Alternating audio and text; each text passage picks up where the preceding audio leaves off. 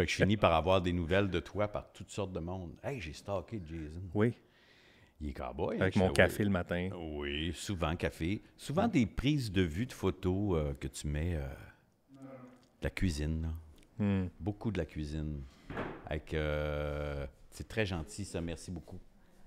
C'est vraiment cool, ça. Merci.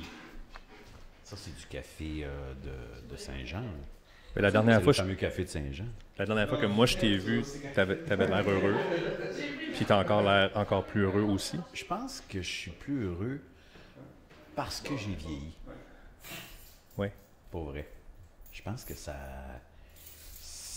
me fait réfléchir.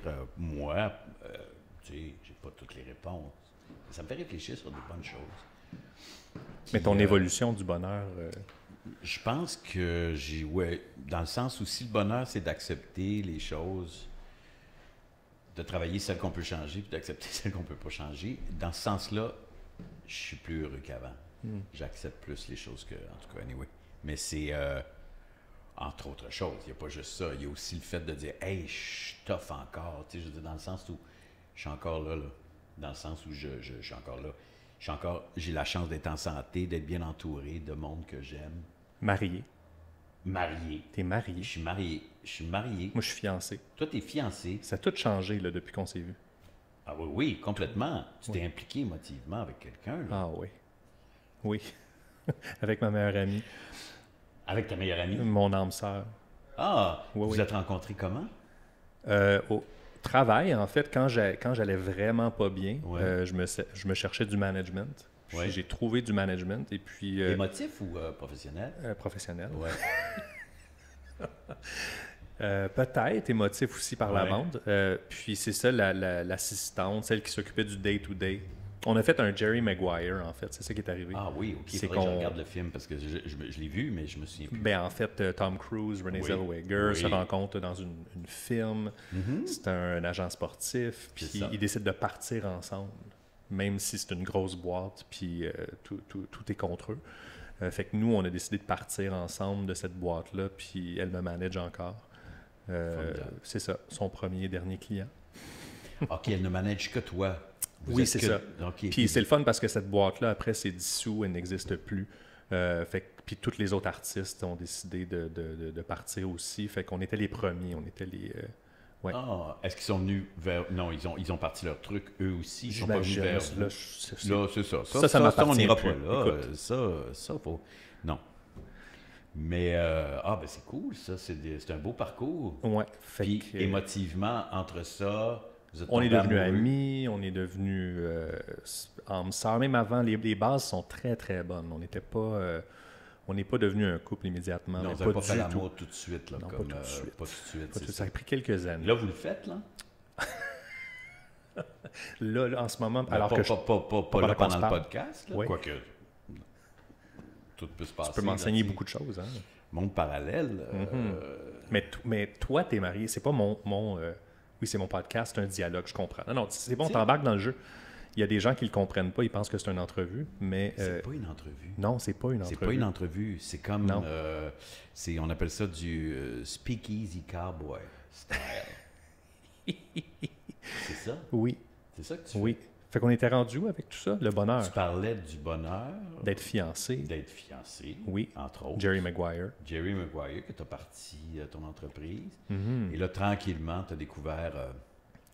tu disais, je suis sur des bonnes bases. Oui, là, c'était ton tout le infrastructure contraire de ce que je cherchais avant. Et puis, c'est la chose la plus solide et la plus belle. Qu'est-ce que tu cherchais avant? Oh, ou tu le cherchais pas? feu d'artifice, Ah ouais, ok. l'éteint. Oui, ça fait mal, ça fait du bien, ça fait mal, ça fait du bien. Je cherchais l'héroïne. Oui, tu es Oui. un héroïnomane, J'étais un amoureusement junkie. parlant. Tu es un junkie de l'amour. Ouais. Mhm. Super Speakeasy Junkie Cowboy Style Conversation. C'est le nom du prochain album. C'est le nom du prochain album. Oui. I Need a Steak. C'est la première chanson. Oui, peut-être. Il Peut-être. faut l'écrire. Holy Cow. Il y a de l'intelligence artificielle maintenant pour ça. On a juste à loader les titres dans ChatGPT, puis la chanson La s'écrit tout chanson seul. s'écrit toute seule. Ouais. Tu l'as-tu essayé, ça? T'as-tu comme confronté un petit peu tes envies artistiques avec l'intelligence artificielle pour voir, juste par curiosité, pour voir qu'est-ce que ça pourrait donner. 100%. Puis, Parce que j'ai des enfants maintenant, et puis le temps est précieux. Les heures de garderie sont précieuses. Et puis quand ma blonde est en tournage, parce qu'elle fait de la télé aussi, l'été dernier, puis lorsqu'elle partait sur la route pour des tournages, la belle tournée, c'est ça, avec Guy Jodoin? Oui. Elle était directrice de prod là-dessus. Fait qu'elle est partie, puis moi j'avais un certain nombre d'heures, puis je me suis laissé tenter. J'ai écrit mon mood, père de famille, et puis découvrir ce miracle qui est devenir papa. Ouais. Puis j'ai laissé ChatGPT m'écrire des textes, parce que j'ai écrit un album country franco, en fait, qui va sortir au mois d'octobre. Oui. Et puis j'ai eu des frissons. Je lisais la poésie que ChatGPT m'a renvoyée, puis j'ai eu des frissons, je dois l'admettre. Fait que je partais avec ce squelette-là, puis je me dis, si j'aurais aimé ça écrire cette line-là. Une des chansons les plus tragiques de l'album, même j'ai fait pleurer du monde avec cette tune-là autour d'un feu de camp. Puis je ne l'ai pas dit encore, mais là je le dis, ça a l'air qu'une partie du refrain a été écrite par ChatGPT. Wow! Absolument, ouais, c'est scary.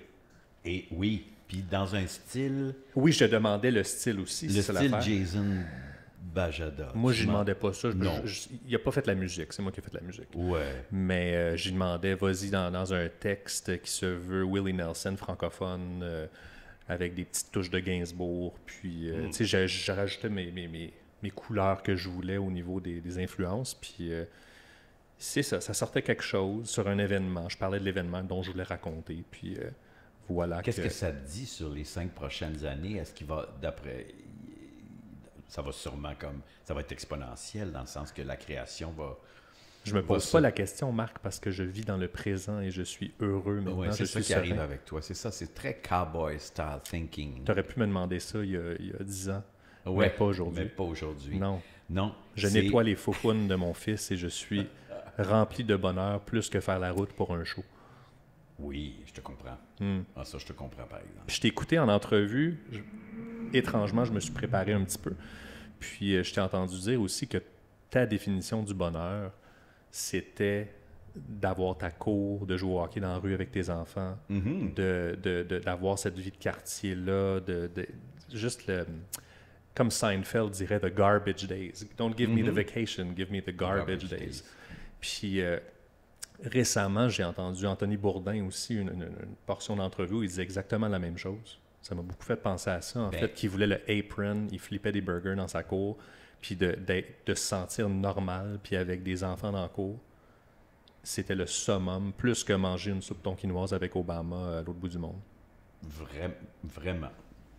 Soupe tonkinoise, je dirais pas non plus avec Obama à l'autre bout du monde, mais ça serait pas ma définition du... non, moi aussi, je suis... Aussi parce que... ça n'a rien à voir, mais... peut-être un peu quand même. Aussi parce que je ne l'ai pas connu enfant. Fait que Obama? À chaque fois, Obama, je ne l'ai jamais rencontré enfant. Puis j'ai mangé ma première soupe tonkinoise à 14-15. Fait que moi, tout ce pan-là du bonheur puis de la beauté du monde, là, j'ai pas connu ça. Puis j'ai comme... Là, peut-être parce que j'étais pas...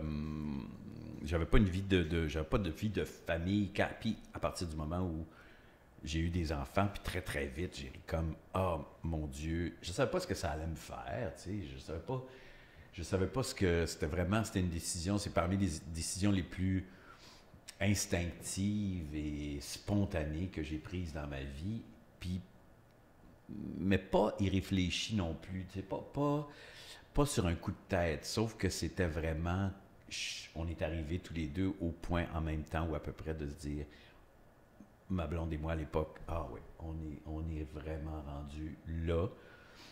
On s'y attendait pas, mais on était rendu là en même temps. Puis la beauté a commencé là. Et elle s'est étalée, décuplée, agrandie, elle s'est doublée parce que après ça, j'ai eu ma fille. Et j'ai eu toute cette vie-là de garbage days qui sont effectivement... Ça donnait un sens à toute ma vie, puis à tout ce que j'essayais d'en faire. Puis ça donnait beaucoup de réponses aux questions que je me posais depuis longtemps, puis qu'on se pose tous encore, puis je me les pose encore, ces questions-là. Sauf que je suis passé, j'ai eu cette comète-là familiale qui m'a transporté, puis hier encore, tu sais, je soupais avec eux à la maison, puis là, j'ai un petit-fils maintenant, tu sais, hein? Fête des pères. Fête des pères.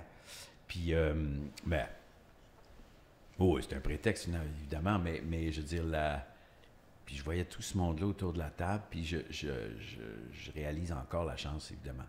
La chance que j'ai qu'ils soient là, puis la chance que j'ai eue de les voir arriver là, puis de ne pas savoir, puis d'être aussi inquiet et d'être aussi terrorisé qu'il leur arrive quelque chose, puis ça fait partie de mon bonheur quand même, tu sais, puis de savoir que je peux encore faire des choses pour eux s'ils me le demandent, je peux encore être disponible.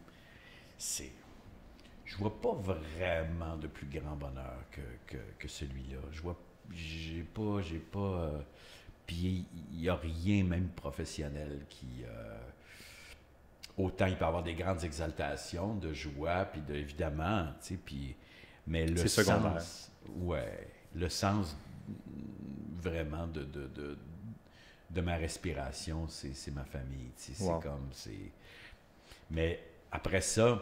Étais-tu déjà groundé avant d'avoir des enfants? Ou... Puis après ça, c'est un autre niveau de groundage? Non, j'étais pas groundé. Non, vraiment pas. Non, moi, j'ai eu mon fils à 25 ans, puis de 20 à 25 ans, non, je dirais de 0 à 25 ans, je faisais tout pour ne pas être groundé, parce que pour moi, il y avait aussi là-dedans l'idée romantique de dire, un peu comme toi avec tes relations dont tu me parlais tantôt, il faut que ça fasse mal, il faut que ça soit difficile. Même tous mes héros ont souffert. Tu sais. Tous mes héros, quand j'écoutais Musique Plus, j'étais enfant, puis j'écoutais Kurt Cobain, je regardais Elliott Smith, c'était tout du tourment, constamment, puis je trouvais ça cool. Je me dis, moi, j'habite à Saint-Sauveur, j'ai absolument rien à me plaindre, mes parents m'aiment, tout est beau, j'ai jamais touché au weed de ma vie même, j'ai jamais bu une bière, j'étais tellement straight que de voir mes héros, OK, eux autres, ils vivent des dépressions. C'est quoi ça, une dépression? Non, mais cool. Mais après ça, tu le souhaites pas à personne, tu sais. Mais c'est vraiment ça, l'espèce je sais pas, le conditionnement, le romantisme qui est lié à la souffrance. Bon, je veux dire, c'est cliché maintenant, puis c'est cliché depuis. Même eux-mêmes, tu sais, moi, j'avais mes idoles du temps qui étaient comme les jeunes acteurs américains hot de l'époque pour qui chaque prise était comme... Est-ce que si tu me donnes le choix de faire une autre prise, oui, ça m'enlève 50 vies, c'est pas grave. Je vais te donner la prise, puis je vais en essayer une encore plus torturée, puis je vais aller encore plus loin, puis je vais me faire plus mal s'il faut. Puis si je me donne des coups de tête sur un mur de briques, je vais me les donner pour vrai. Ouais. Je vais m'ouvrir le crâne. Puis ça va être, c'est ça mon devoir dans la vie, c'est de me faire souffrir pour faire quelque chose de beau. Puis ça donne un sens, mon Dieu, que j'ai décroché de ça. Puis on choisit nos modèles aussi. Ah, excuse. Non, mais j'allais dire qu'eux-mêmes, tu sais, je veux dire, c'est beaucoup moins, le discours a complètement changé là-dessus, tu sais, même les, je sais pas, on parle les clichés, là, les De Niro, puis les Pacino, puis les Christopher Walken, puis toute cette génération d'acteurs-là formidables qui étaient volontairement... il y avait un petit peu de Seigneur, je sais pas, même eux disent c'est peut-être un peu complaisant d'aller dans cette... pour avoir l'air d'être encore plus... rayonner encore plus, parce que sachez que je souffre en ce moment pour vous, pour mon public, je souffre, puis c'est difficile pour moi de faire un film, puis cette prise-là, ça a été difficile. Puis ça m'a pris 3 jours à m'en remettre.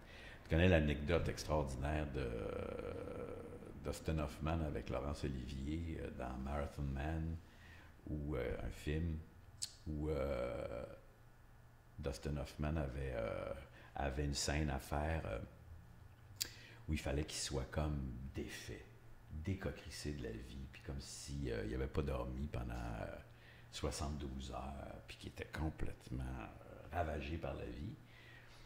Et puis, alors, Dustin Hoffman ne dort pas pendant 72 heures, mange à peine, prend beaucoup d'alcool, puis arrive le matin sur le studio complètement ravagé comme son personnage. Mais il est tellement ravagé qu'il ne peut pas faire la scène.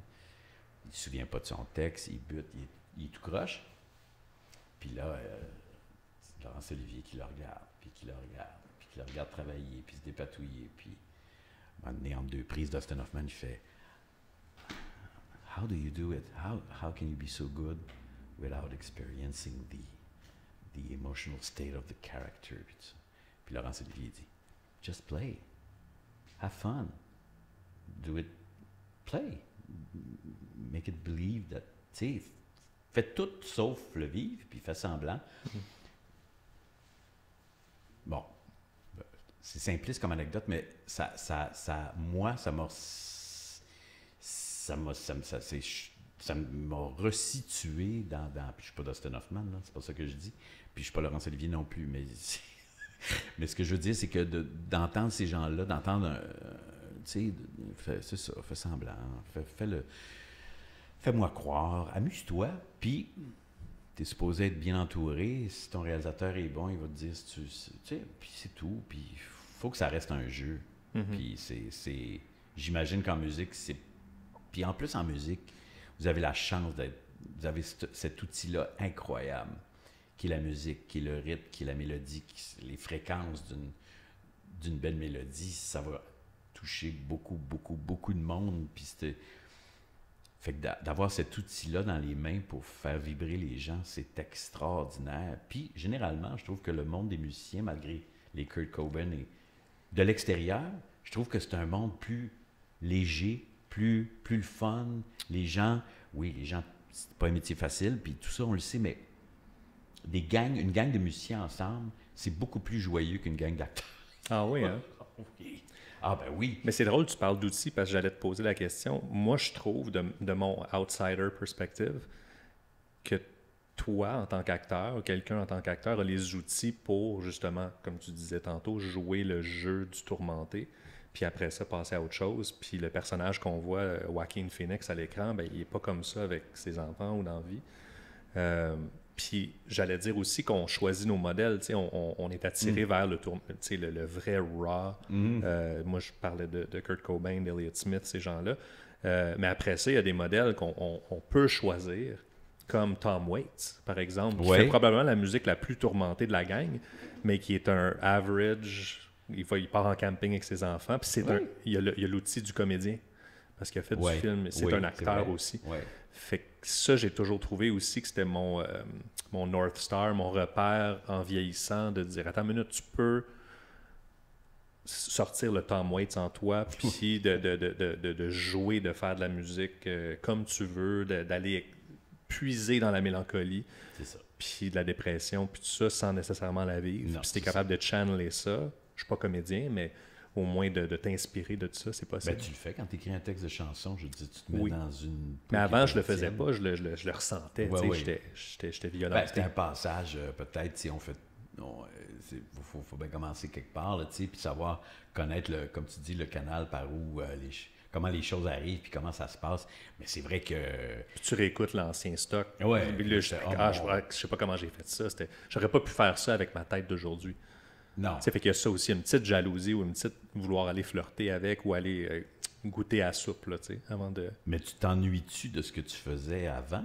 Ben, il y a des choses que je trouve ultra naïves que je faisais avant, que je m'ennuie de tout ça. C'est un peu plus logique dans ma tête. Puis des fois, c'est souvent les accidents qui vont me rendre heureux. Tu sais, un accident que j'ai pas planifié, un accord que je suis tombé sur le mauvais, mais finalement, ça a ouvert une nouvelle... C'est une nouvelle harmonie, puis là, ça m'excite. C'est toujours les accidents qui m'excitent. Je le faisais déjà. Tu le faisais déjà. Oui. Mais l'état d'esprit dans lequel tu te mets avant d'écrire, ou je ne sais pas si tu te mets dans un état d'esprit aussi. J'ai plus ce problème-là, c'est ChatGPT qui le fait pour moi. Souffre, ChatGPT. Oui, c'est ça. Souffre, puis parle de ça. Puis fais-le comme je le faisais il y a 15 ans, mettons, 20 ans. Écris une chanson de Jason Bajada en 2008. Oui. Qui parle de peine d'amour, mettons. Oui. Ben, je sais pas. Moi, je pense comme de plus en plus, puis il est temps, parce qu'avec l'âge que j'ai, j'espère que je pense que plus tu es équilibré dans ta vie, plus tu peux aller loin dans les zones noires et dans les tourments. Parce que tu peux laisser partir le train, mais tu as la gare qui t'y ramène toujours à cette douceur-là, puis à cet équilibre-là, parce que c'est pas possible Je pense pas que ça soit... En tout cas, moi, j'aurais pas aimé passer ma vie à être torturé par mon travail pour essayer de faire quelque chose qui, finalement, comme tu parlais de Seinfeld tantôt, puis Seinfeld qui disait « Nobody cares ». Tu sais, je veux dire, on s'en fout de ce que tu fais, de ton état d'âme, on s'en fout. Tu lis une mauvaise critique de toi, puis tu as l'impression que tu sors dans la rue, puis que tout le monde a lu la critique, puis tout le monde te regarde en disant « Oh my God, ça doit être difficile pour lui aujourd'hui. » Puis il dit « Les gens ont leur vie, les gens font leurs affaires, ils s'en foutent. » Ils pensent pas à toi. Ils pensent pas à toi. Je veux dire, ou ils vont penser à toi 2 secondes en te croisant, ils vont dire ah oui, c'était pas. Ah oui, j'ai lu quelque chose sur lui ce matin, c'était pas terrible. Bah, tu sais, puis c'est fini. Puis c'est pas grave. Puis nous autres, il y a eu un temps où moi, je pouvais avoir l'impression que j'étais là, vraiment le dernier des derniers. Là, si j'avais une mauvaise critique, puis que fallait que je retourne sur scène le soir, puis je pensais juste à ça au lieu d'avoir du fun, puis de jouer. C'est fini, ça, faut plus. Mais par rapport à ça, tu parles de critique, puis ça me fait penser, puis éventuellement, je voulais en parler, mais je t'ai déjà entendu dire que tu t'ennuyais du direct. Oui. Tu sais, de cette possibilité-là, puis là, on vit à une époque où, bon, il y a des diffuseurs frileux, il y a le légal, il y a tout ça, on a peur des répercussions, de peut-être quelque chose qui se dit dans le live, qui est dans le spontané. Puis... mais c'est ça, est-ce que... je m'en vais avec cette question-là, j'ai comme oublié. Temps, cowboy. Ben oui. Yeah! Dans ce live-là qui est plus là, hey, j'ai vraiment perdu ma question, c'est niaiseux. Hein? Tu peux recommencer ça. Non. Oui, ils ont des machines. Ils ont des machines qui font... Oui, excuse, non, c'est ça que je voulais dire. C'est que, tu sais, tu disais la critique, elle t'affectait, si tu la lisais, tu décidais de ce que tu voulais faire avec cette critique-là. Mais dans le temps aussi, il y avait une culture commune. Tu sais, maintenant, tout est très niché. Tu peux être stand-up, tu joues au théâtre, tu peux être acteur, avoir ton public. Personne ne te connaît, mais tu as ton public, puis ça marche. Puis il y a vraiment des avantages à vivre aujourd'hui avec Internet, puis avec tout, tu sais, les plateformes différentes qui peuvent permettre à quelqu'un de gagner sa vie. Mais dans le temps, il y avait aussi, sans glorifier le passé, mais de dire tout le monde à job le lendemain parlait de la même émission qu'ils ont écouté le soir parce qu'il y avait 4 postes puis tout le monde était au rendez-vous du live. Puis ça, aujourd'hui, c'est quoi ta vision de cette évolution-là, là, de la courbe, de est-ce que tu y penses ou... J'y pense pas vraiment dans ces termes-là. Je dis pas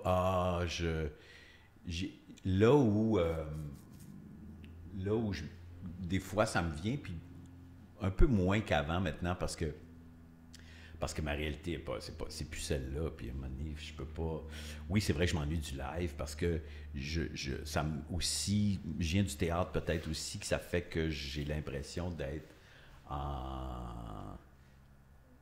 le beau côté du théâtre quand tu dis, OK, je suis là pendant 1h30, je donne tout ce que j'ai, toute ma journée est centrée sur, ou en tout cas une bonne partie quelque part, plus ou moins consciemment, et concentré sur ce que je vais devoir faire ce soir, comme un show en musique. Puis tu dis, ben, là, il se passe ou pas, mais il va toujours se passer quelque chose.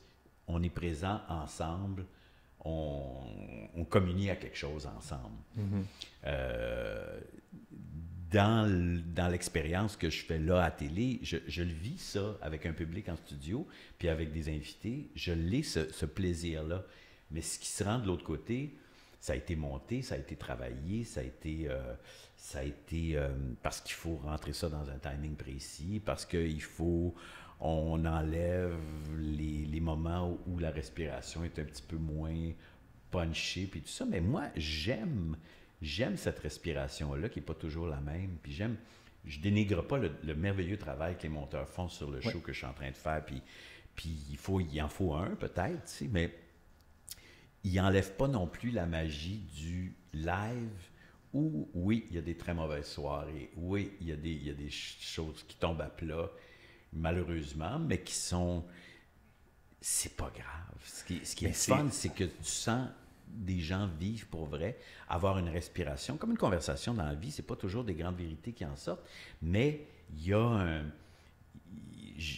Pourquoi les podcasts sont si populaires et si les gens sont contents, friands d'entendre des gens qui se parlent simplement, puis qui se disent des choses simplement, puis que c'est pas toujours dans un but de performer, d'être drôle. Il y a une espèce de... Je pense qu'on s'ennuie de ça, puis je pense que peut-être que en tout cas, ça va y revenir à un moment donné. Je pense qu'il va y avoir à la télé dite traditionnelle, je pense qu'il va y avoir un retour à quelque chose qui est beaucoup plus organique, simple, vivant, vrai. Et puis je pense que les gens, en tout cas, certainement une génération qui est la génération, quoique je dis ça, c'est pas juste une génération qui écoute les podcasts, c'est tout le monde qui écoute les podcasts. Il y a cette musique-là dont on n'a plus accès vraiment tant que ça, si souvent, à la télé traditionnelle. Puis, je ne suis pas certain qu'on y gagne tant que ça. Non, c'est ça. Puis on dirait qu'il essaie de corriger le tir, il essaie de voir qu'est-ce qui se passe, on a moins de codes d'écoute, puis le kit. Puis après ça, tu te vires de bord, puis tu as Spotify qui vient de renouveler le deal de Joe Rogan pour 250 millions de dollars. Que... Je veux dire, il va recevoir tout le monde, de Bernie Sanders à quelqu'un de droite, de gauche, de centre, dans le fitness, on parle de champignons magiques. Tu sais, je veux dire, les gens sont capables d'écouter une conversation de 3h30 qui se disent même « Hey, j'ai envie d'aller aux toilettes, je reviens dans 2 secondes. Puis le public est là, a soif de ça. Bien, je pense que oui. Oui. En tout cas, après ça, tu peux quand même savourer quelque chose qui est structuré, Absolument. qui a été écrit, scénarisé ou qui l'est en montage après coup, puis tout ça. Puis les deux se valent, mais c'est parce que là, on a, à part le pot, je veux dire, moi, c'est sûr que je rêverais. Puis en même temps, je me dis, ben si c'est pas à la télé que c'est possible, ben, allons avoir ces conversations-là ailleurs, tu sais, comme tu fais.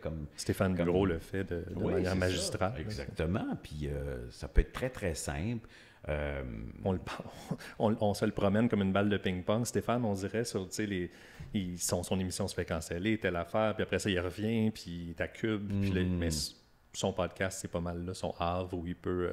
Je pense que c'est ce qu'il aime faire, puis c'est ce qu'il fait probablement de mieux. Mais c'est un monument, cet homme-là. Oui, puis d'avoir cette conversation-là, puis d'avoir cette culture générale-là, bon, on sait tout ça. Mais je pense qu'il y a encore une vraie curiosité, puis une vraie soif d'entrer en communion avec les gens avec qui il parle. Puis, oui, puis si on a,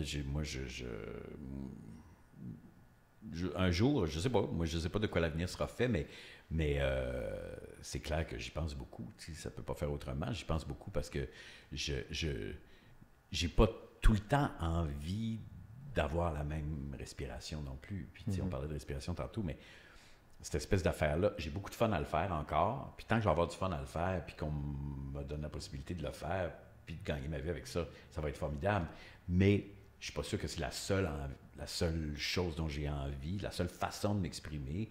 Puis le même beat tout le temps. Il y a un exercice là-dedans qui me plaît. Puis, mais en même temps, j'ai le goût d'aller voir ailleurs aussi, tu sais. Fait que c'est... je sais pas. Mais j'aime encore l'expérience. Oui. J'ai encore l'impression d'être live, même si je le suis plus, là. Il y a quelque chose, quand on le fait, qui est encore live. Quand je t'ai rencontré, tu disais beaucoup la phrase « ben j'ai rien à dire ». C'est vrai. Moi, j'ai rien à dire. Puis là, c'est la première fois que je vais un peu découvrir ton travail à travers les années, les entrevues, des trucs. Puis je réalise que tu le dis à chaque fois. J'ai rien à dire. Mais c'est vrai. Moi, je suis vrai, ici par amitié pour toi. Oui. Parce que... Puis je suis content de te voir, puis je suis content d'avoir... tu sais, on prend un café, puis c'est parfait. Mais j'ai rien à dire qu'il n'y a pas de palpitant. Puis est-ce que c'est à ton avantage d'avoir rien à dire ou que ça te laisse cette liberté du live, là, d'avoir la page blanche, de pouvoir créer avec les couleurs que tu veux, puis dire le danger de... Tu vois, j'ai oublié mes mots tantôt, j'ai oublié ma phrase, j'ai oublié ce que je voulais te poser comme question, puis là, il y a comme... je me sentais sur le bord d'un précipice, mais c'est excitant, puis on s'en rappelle, puis après ça, on repart, puis c'est le fun, puis il y a dessus cet avantage-là de dire, toi, tu ne sens pas si important d'avoir quelque chose à dire que tout le monde doit m'écouter. Non. Mais mon Dieu, que tu aimes ça, arriver à quelque part, puis tu es quelqu'un qui a une grande écoute, une joie de rencontrer les gens. Je pense que tu aimes les gens. Je t'ai vu te promener dans la rue, les gens voulaient arrêter de parler un peu, prendre une photo, puis tu le fais volontiers, puis tu vas parler à la serveuse pendant 15 minutes de ses nouvelles chaussures. Puis c'est tout ça qui t'excite. Qu'est-ce que tu dis? Il était pas belle. Il était pas belle, les chaussures. Tu te rappelles, c'était où? Non, je me souviens pas c'était où. Au vieux vélo. Au vieux vélo. C'était pas ses chaussures. Puis c'était pas ses chaussures on parlait elle avait ses crampons. Elle avait ses chaussures à crampons. Exactement. C'est fatigant, ça. Pour elle et pour nous. Mais non, ouais, mais c'est vrai. Tu arrives là, puis tu sais pas qu'est-ce qui va se passer. Puis c'est un peu la... Moi, j'ai... Le grand plaisir aussi, c'est que j'ai appris des textes, j'ai fait du théâtre,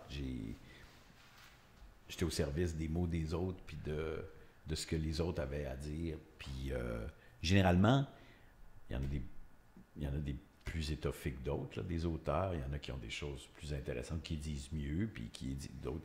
Mais en général, quand tu lis un texte qui te touche au point de dire « OK, j'ai envie de le jouer », c'est parce qu'il y a quelque chose là-dedans qui te parle aussi, puis tu portes la parole d'un auteur que tu considères avoir quelque chose à dire, puis d'être l'instrument pour aider l'auteur à le dire. Mais c'est les mots des autres, puis c'est les mots d'un auteur.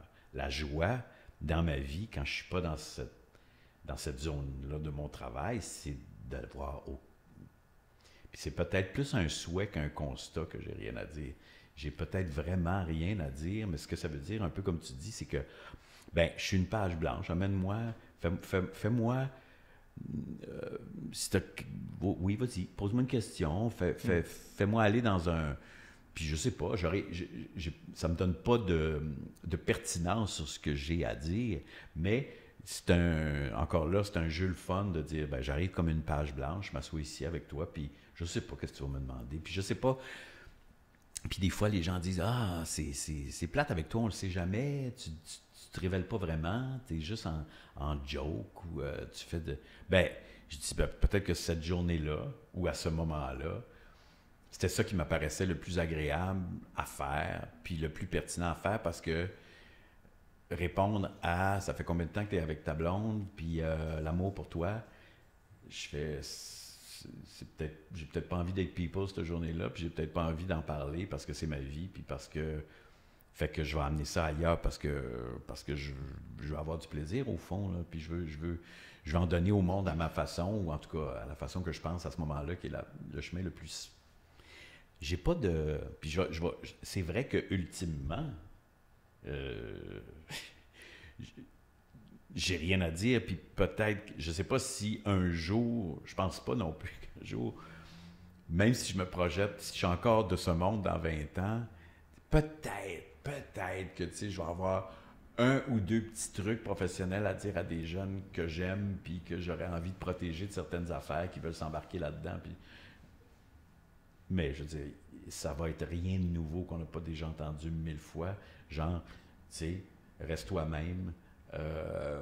S'il y a une chose, s'il y a une obsession à garder, puis à préserver, puis à cultiver, c'est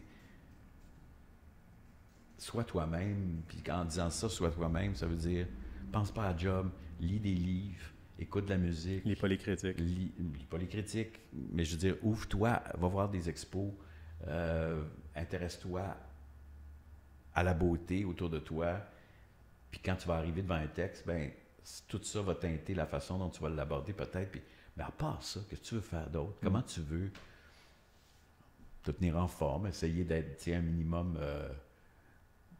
être empathique, mais je veux dire envers toi-même, envers les autres, puis être, mais il n'y a rien. Qu'est-ce que ça serait, c'est la base de la base dans le fond. Puis mais à part ça, puis encore, je vois pas qu'est-ce que j'ai. chacun fait son chemin. C'est tellement, en même temps, tu sais, on parlait d'avoir des enfants, c'est l'affaire la plus extraordinaire au monde, puis c'est l'affaire la plus banale au monde en même temps. Tu sais, je veux dire, c'est comme... C'est tout. C'est... C'est punk rock. Oui, exactement. Puis c'est comme... Puis encore, même avec des enfants de presque 40 ans maintenant, je peux pas te définir en une phrase intelligente tout ce que ça me fait, puis tout ce que ça m'a fait depuis 40 ans. Tu sais, puis, enfin, pas tout le monde fait des enfants, mais beaucoup de gens en ont fait, mettons. Quand même. Quand même. Depuis, aïe, aïe, oui, depuis le poisson, là, il y a beaucoup de gens qui ont fait des enfants. Puis c'est ça. Fait que je me dis, si je suis pas capable de nommer une expérience aussi bouleversante que celle-là, j'ai vraiment rien à dire. J'aimerais ça que on parle d'avoir des enfants, puis de paternité, et puis bon, c'est la fête des pères hier. Puis maintenant, t'es grand-papa d'un petit garçon qui s'appelle Milo, c'est ça? C'est comment là, c'est la deuxième fête des pères, j'imagine, ou en tant que grand-papa? Ouais. De vivre ça sans ta partenaire, je veux dire, sans Fabienne. Ouais. Est-ce qu'il y a quelque chose qui s'est passé d'accueillir Milo dans le monde, puis Oui, dire... mais surtout pour Léane, tu sais, c'est elle puis elle en a parlé. Là, elle n'est pas ici en ce moment, je l'ai Non. entendu se prononcer un petit peu à ce sujet. Toi, c'est comment que tu as vécu ça? Ben, c'est sûr que j'aurais aimé pour ma fille et pour Fabienne que Fabienne soit toujours là, évidemment. Je veux dire, c'est bien sûr. En même temps, je sais que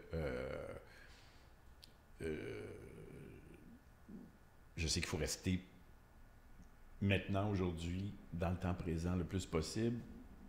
Ça ne veut pas dire de ne pas avoir ces souvenirs-là, c'est de ne pas porter Fabienne. On la porte à chaque moment important, on la porte encore, puis chacun à notre façon.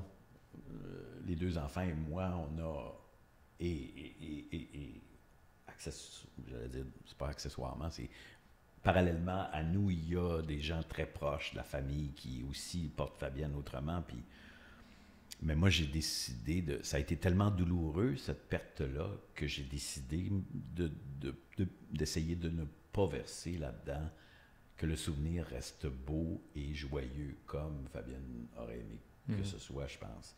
Puis juste avant même juste avant de mourir, je me souviens, quelques jours avant, tu sais, elle était déjà très, très morphinée, puis elle était déjà partie, puis elle n'était pas toute là. Puis à un moment donné, c'était une journée difficile pour... toutes les journées étaient difficiles pour elle, mais à côté, ça devenait très, très difficile pour moi parallèlement. Puis je ramène pas ça à moi, c'est pas ça pour dire que Fabienne, à un moment donné, est comme sortie de sa léthargie cérébrale, morphinée pour me dire « Hey, me regardant dans les yeux, ça va bien aller. Crois-moi, ça va bien aller. » Puis c'était comme pour moi, je l'ai entendu, puis je l'entends encore comme un appel à fais en sorte que les choses se passent au mieux. Garde ça léger. Occupe-toi de nos enfants, puis dans ce qu'ils veulent, puis dans ce qu'ils ont besoin. Si tu as quelque chose à faire pour rendre ça moins lourd, puis moins douloureux, va dans le sens de la beauté, puis de la légèreté, puis va pas... Puis Fait que c'est un événement très heureux, Milo, c'est sûr, parce que d'abord, tout s'est bien passé, puis parce que c'est un enfant magnifique, avec des parents magnifiques qui s'en occupent magnifiquement bien, puis je le dis vraiment avec plein d'admiration. Mais quand Fabienne se présente, quand la figure de Fabienne se présente dans des moments comme hier, c'est sûr, dans des moments, dans des points d'orgue comme ça à travers l'année, il faut, moi, dans ma tête à moi, il faut que ça demeure heureux. Puis je pense que ça l'est aussi pour les enfants. Je pense que c'est vraiment... je pense que Léane aurait beaucoup aimé, je le dis parce qu'elle l'a dit elle-même, elle aurait beaucoup aimé que sa mère soit là pour partager avec elle sa grossesse, puis la venue au monde de cet enfant-là, puis pour être capable encore aujourd'hui de se retourner à sa mère pour partager. C'est sûr que... puis je la comprends. que Fabienne lui manque dans ce sens-là, évidemment, mais je pense qu'elle est résiliente aussi. Beaucoup, Léane, là-dedans, elle n'a pas le choix. Puis elle cultive aussi cette image-là heureuse et souriante de Fabienne à travers tout ça. Puis je pense que Fabienne est là pour vrai. Il y a quelque chose de cette énergie-là qu'elle a laissée aux enfants, puis à moi, qui est formidable. Il faut honorer ça. As-tu une spiritualité? Est-ce que tu crois en Dieu? Non. Est-ce que tu es agnostique? Est-ce que tu es... Ouais, j'aurais tendance à dire plus agnostique, mais jusqu'à preuve du contraire, puis j'aurais jamais de preuve, je sais bien. Mais non, moi, je crois beaucoup, par exemple, à la dimension extra-humaine, si on veut, ou à la faculté que les hommes et l'humanité pourraient avoir de s'élever au rang divin, si on veut, ou à quelque chose, à une forme de pureté. Je pense qu'on aurait les moyens. Après ça, ben c'est ça. C'est l'histoire du monde. Hein, puis, mais je crois beaucoup au rapport entre les gens, entre eux, à l'écoute. C'est basic, là, ce que je dis. Mais je pense que beaucoup des plus belles choses peuvent venir de l'écoute des uns des autres, puis du respect des uns des autres, puis du fameux « aimez-vous les uns les autres » qui est dans la Bible. Mais je veux dire, si je le prends littéralement, c'est ça, là. Je pense que c'est la seule...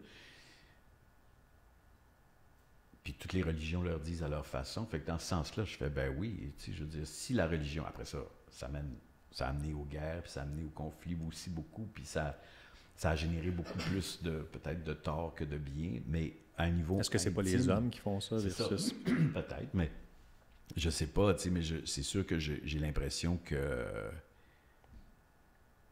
c'est une arme à double tranchant aux extrêmes, la religion, puis mais peut-être qu'à un niveau beaucoup plus intime, ça a aidé beaucoup plus de gens qu'on pense de traverser des épreuves, puis de l'existence en général, en se disant, bon, ben moi j'ai besoin, à tort ou à raison, d'avoir une vision où tout ce qu'on fait là, même si on n'en comprend pas le sens tout de suite, ça va m'être révélé plus tard, après, dans un univers que je comprends pas encore, mais que moi, je pas là-dedans, j'ai envie de travailler tout de suite, mais l'un n'empêche pas l'autre. Il y a des gens que ça fait travailler tout de suite aussi, puis que ça leur fait accepter des choses inacceptables, puis, tu sais, je veux dire, je sais pas s'il fallait qu'il arrive quelque chose à mes enfants ou à mon petit-fils,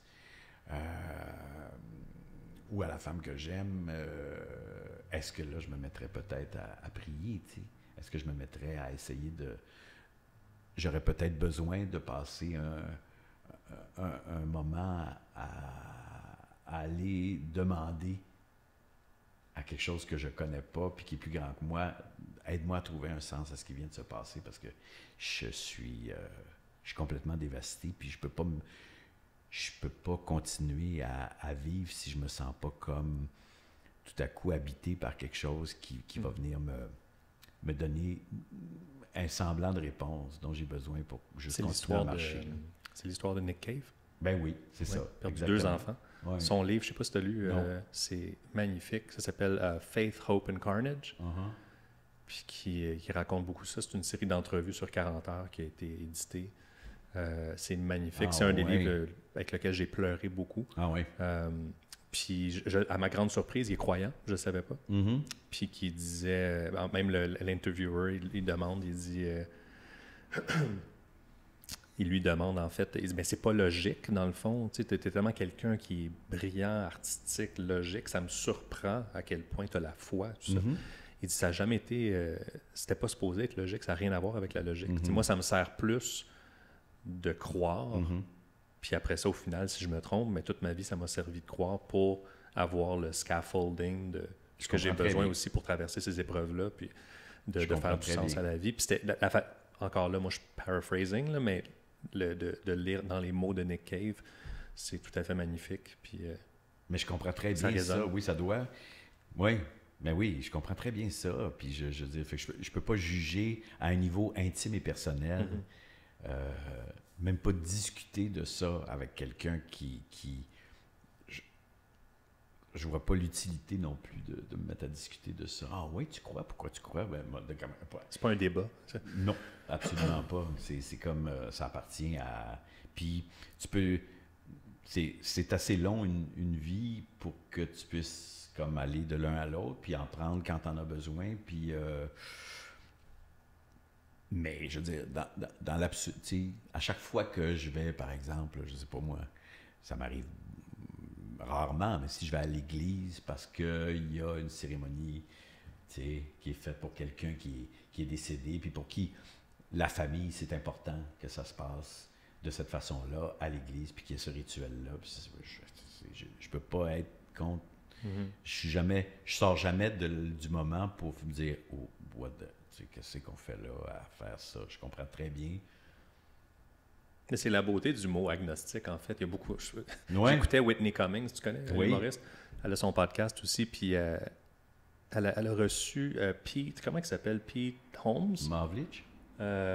Non, il y a Pete Davidson, Pete Holmes, je les mélange tout le temps. Pete Pete Davidson, c'est celui qui était à SNL. Ouais, Davidson, C'est ça. Fait que, moi, celui qui a fait Crashing, en fait, je pense que c'est Pete Holmes, qui est très religieux, en fait. Puis elle disait, explique-moi, là, moi, j'ai jamais lu la Bible, puis tu sais, je veux que tu me racontes, toi, tu es un humoriste, tu es un artiste, tu es quelqu'un que j'admire, puis tout ça. Puis c'est ça, elle dit une phrase qui m'a marqué, elle dit, I think we went a little too far with the atheism. Can we just back it up and get to agnostic? Oh, Puis je fais, ça fait du bien à entendre. Moi, toute ma vie, j'étais fier, athée.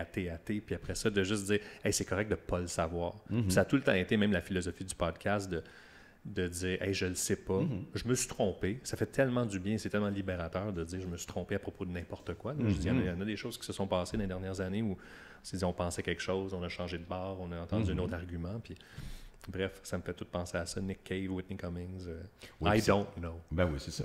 Puis je veux dire, c'est effectivement, ça rejoint un peu ce que tu disais tantôt, tu sais, quand tu dis, quand on discutait autour du j'ai rien à dire, c'est la même. J'arrive comme une page blanche quelque part. Si j'en ai besoin, si j'ai besoin d'aller là cette journée-là, si j'ai besoin de journée de croire à ça, parce que cette journée-là, c'est difficile, puis j'ai besoin d'avoir un moment où je me recueille d'une façon où je m'adresse à quelque chose. Et puis, juste le fait de m'adresser à quelque chose, j'ai déjà une forme de réponse, ou en tout cas, j'ai une forme d'apaisement, ou ben, fine, c'est parfait, vas-y. Moi, puis puis ça m'est arrivé. Ça m'est arrivé de passer des moments difficiles, puis de prier. C'est pour ça que je dis ça, parce que... Puis ça m'a été utile, ce moment-là, ou ces moments-là de... En fait, moi, ce que je fais beaucoup, c'est que je parle à mes morts, comme je dis avec mon amie Élise, on parle à nos morts. Moi, je parle à mon père, par exemple, ou à Fabienne, ou à... Paul, oui. Je vais parler à des gens qui ont été proches de moi. Ça, c'est ma façon à moi de prier, si on veut. Je leur parle comme si... Des fois, je leur demande, je dis, ça, j'ai vraiment besoin. Mettons là que tu étais là, comment tu pourrais m'aider? J'ai besoin de toi à ce moment-ci, particulièrement. Mais des fois, je vais leur parler juste pour échanger. Je vais leur parler juste pour échanger, pas nécessairement pour demander quelque chose, pas pour prier pour quelque chose. Je vais essayer de les voir, puis de les imaginer, puis de les voir en relation avec moi, d'où ils seraient, en me disant « Ah, j'espère que tu vas bien, j'espère que tu es bien. » Puis c'est très rare que, évidemment, dans ces moments-là, je vais les imaginer en peine ou en souffrance, comme je peux les avoir connus avant qu'ils partent, par exemple. Fait que généralement, ça me rassure sur... je fais « Ah, le souvenir est beau. » Il y a une idée de scénario qui s'écrit ici, là, un TV show de quelqu'un qui parle à ses morts. Ouais. Oui. Si quelqu'un écoute en ce moment qui est writer... Oui, c'est sûr qu'il y a... Non, c'est ça. Là. Mais ça m'a aidé, pour vrai. Ça m'a aidé. Ça m'a aidé ça m'aide encore Ça m'arrive de parler à Fabienne, ça m'arrive de parler à mon père, tu sais. Oui. Puis j'ai pas... je demande pas de résolution à ça, je demande rien. Des fois, oui, mais d'autres fois, non. Je veux dire, en général, des fois, je vais juste comme avoir une pensée puis faire « Ah, j'espère que tu vas bien. J'espère que tu es bien. » Au-delà au-delà de tout ça, au-delà de la religion, puis au-delà de la foi, puis juste j'espère, puis c'est peut-être la petite, la partie de vie que je leur ai volée quand ils sont partis, qui est restée, que j'ai respiré, puis qui est restée en moi, puis c'est peut-être à cette partie-là que je parle, mais ça résonne pour vrai chez moi. Il y a quelque chose qui vient me troubler, et dans le bon sens, quand je fais ça. Puis ça sort du quotidien.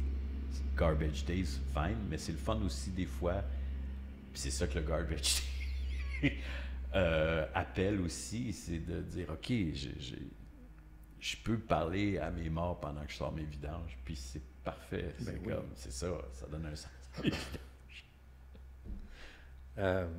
Tantôt, tu parlais d'être une page blanche, puis d'être un véhicule pour des bons writers, pour des auteurs et tout ça. Nous, on a eu la chance de travailler ensemble avec un great writer, Jean-François Rivard. Oui. Il y a une quinzaine d'années, 14 ans, je ne me souviens plus, 2010.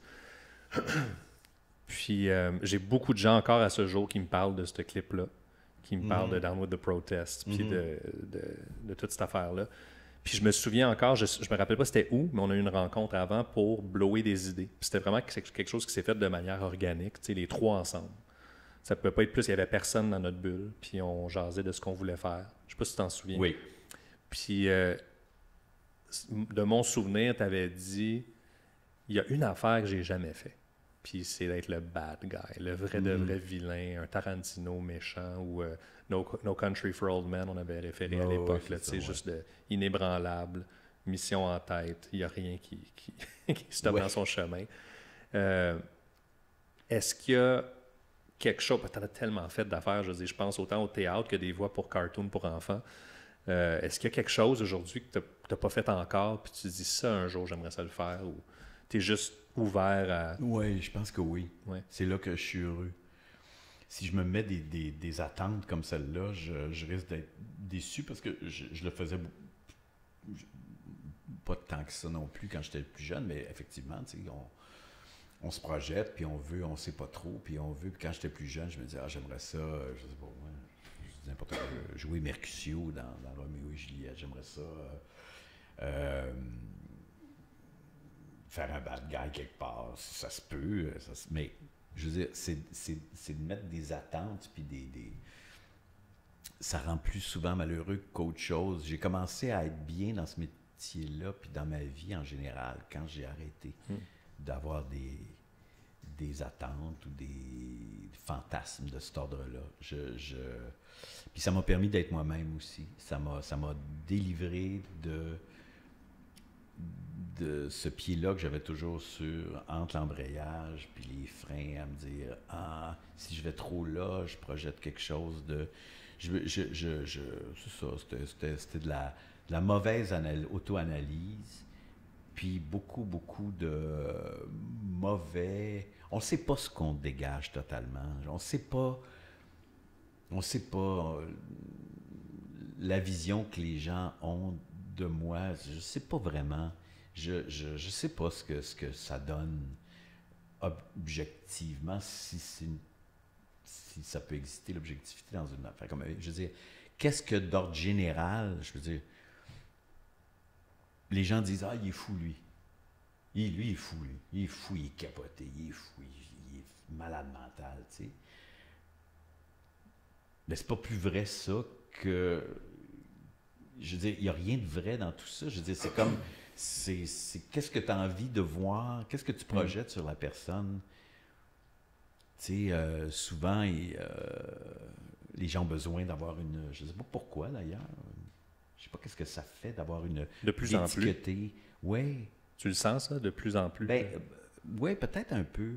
Peut-être qu'ils ont besoin de se retrouver parce qu'il y a beaucoup de propositions qui viennent de partout. Ouais. Qui ont besoin de savoir, moi, je veux Moi, je veux. Moi, c'est quand c'est tourmenté, là, ça vient me chercher. Fait que je vais vers les artistes. Puis on a besoin de savoir qu'est-ce que quelqu'un d'autre pense de la personne ou d'avoir un beau package, de dire ça, c'est un infréquentable, ça se peut pas. Ça. Ouais. Moi, ça a tout le temps été la mission du podcast de complètement défaire ça. Oui. Puis je trouve que c'est tragique à quelque part. On a perdu notre écoute, on est dans nos chambres d'écho, on décide, cette personne-là représente ça parce que la telle personne que je respecte a dit ça à propos d'eux. Puis... Mais je trouve que, tu as raison, mais je trouve que ça reste quand même de beaucoup préférable à l'inverse. J'aime mieux avoir cette folie-là ou cette frénésie-là à vouloir étiqueter les choses, canaliser les idées. C'est insupportable, mais pour moi, c'est... C'est-tu le marché libre? Ben, c'est la démocratie, en tout cas. Oui. Pour moi, c'est comme... ça fait partie des... À la fois des... C'est le défaut de la démocratie, si on veut, là, c'est que... Puis en même temps, c'est sa plus belle qualité. Tout le monde a le droit de parole. Tout le monde a le droit de s'exprimer. Puis... Tu sens pas qu'aujourd'hui, les gens ont plus peur de s'exprimer? Je sais pas. Je sais pas s'ils ont plus... Je pense qu'ils se cachent pour le faire, souvent. Tu sais, ils vont s'inventer un personnage pour le faire. Ils vont pas signer leur nom quand ils écrivent sur le web ou sur... ils vont pas... Mais je pense qu'il y a une vraie urgence parfois même peut-être un peu maladive de devoir absolument partager ce qu'on pense. Puis c'est sûr qu'il y a des fois, il y a des vertus au silence aussi, hein, puis à prendre le temps de respirer entre deux éclats de voix, tu sais, juste pour dire, ben, peut-être que ce que je pense qui est si essentiel d'être dit aujourd'hui, il n'est peut-être pas tant, puis il ne sera peut-être pas tant à l'heure, puis demain encore moins, fait que peut-être que c'est pas nécessaire que même si je suis complètement en colère ou complètement investi d'une mission de penser que ce que je pense aujourd'hui et ce que j'ai à dire est important puis nourrit la réflexion générale. Moi de nature, j'ai plus tendance à dire, si je suis habité comme ça, je fais respire par le nez, tu sais, attends demain. Attends demain. Et s'il faut, on vit. Non, mais c'est ça. Je sais pas. Il n'y a pas de. Je pense que. Au final, il y a très, très, très peu de choses qui ont besoin d'être dites de façon urgente. Tu dis ça tel un vrai Seinfeld québécois. J'ai rien à dire. Mais il n'y a pas d'urgence à ce point-là. Est-ce que ce réflexe-là de vouloir justement s'exprimer à tout bout de champ sur tous les sujets, puis en être si intense, on a parlé un peu de religion tantôt, puis son déclin dans la société, surtout au Québec, justement, on parle, moi, beaucoup à l'émission, j'en ai parlé avec presque tous mes invités. Mais toi, t'es croyant, toi, Jason? Non, moi, je suis agnostique. T'es agnostique, OK. Parce que tu parles mais j'observe le God-shaped hole. Puis je vois des gens être complètement investis dans des causes. Puis ce que je comprends des plus grands intellectuels, puis les gens que j'ai rencontrés, c'est que... c'est ça que j'aime de Whitney Cummings, Can We Slack on the Atheism? Parce que clairement, ça marche pas. Puis il y a des gens qui sont prêts à aller se coller la face sur un monnaie pour le climat. Puis je me dis toujours, il me semble qu'il manque un peu de religion dans sa vie. Ou le bon côté de la communauté que ça peut faire, que tu vois ton voisin en pleine face au lieu de sur le web. Les gens se rassemblaient le dimanche, ils allaient à l'église. Je vais pas à l'église, je suis pas croyant, je suis agnostique. Mais je vois qu'on jette le bébé avec le bathwater. Puis c'est toxique, on l'enlève complètement, on est athée. Puis ensuite, ben, on se lance dans des faux idoles comme on nous explique dans la Bible, en fait.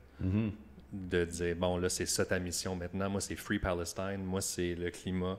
Moi, c'est... c'est Trump. C'est Trump, mais c'est autant Alexandria Ocasio-Cortez. C'est mon parti politique. c'est ça qui est la raison, c'est Bernie Sanders, c'est Trump, c'est n'importe quoi, puis qu'on est complètement investi, mais qu'on a pu, puis on est capable de faire ça derrière un écran. Puis on se voit plus d'avoir ce rendez-vous. Là, tu parles d'une affaire. Puis on parle de la télé aussi, le rendez-vous. À 8 h le soir, on se rencontre, on écoute quelque chose. Tout le monde, comme le Canadien de Montréal, en fait. C'est ça qui est si beau du sport. Et tout est dans tout. Là. On parle du live, on parle du... Ça, c'est quelque chose que tu peux pas mettre en différé. Ça se passe en ce moment. Tu as manqué les 2 premières minutes de la première période, puis c'est 1-0 Dallas.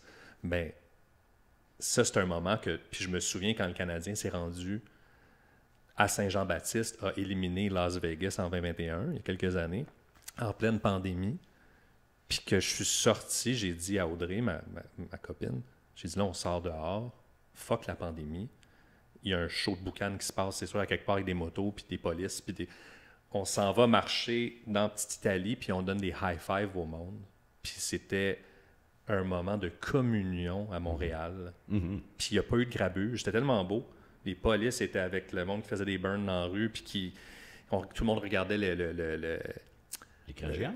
Non, il y avait des télés dans tous les restos. Les gens s'arrêtaient pour voir Dano puis Caulfield manger leur pointe de pizza. Puis je ne sais pas si tu votes pour Trudeau ou pour Poilievre ou pour Duhem ou pour... Je m'en fous, tu sais, rendu là. Si t'es Québec solidaire ou t'es conservateur, les gens se donnaient des high-fives. Il y avait un rendez-vous que tout le monde avait écouté, de toute nationalité. Puis on dit tout le temps, le hockey, c'est une religion, le sport, c'est une religion.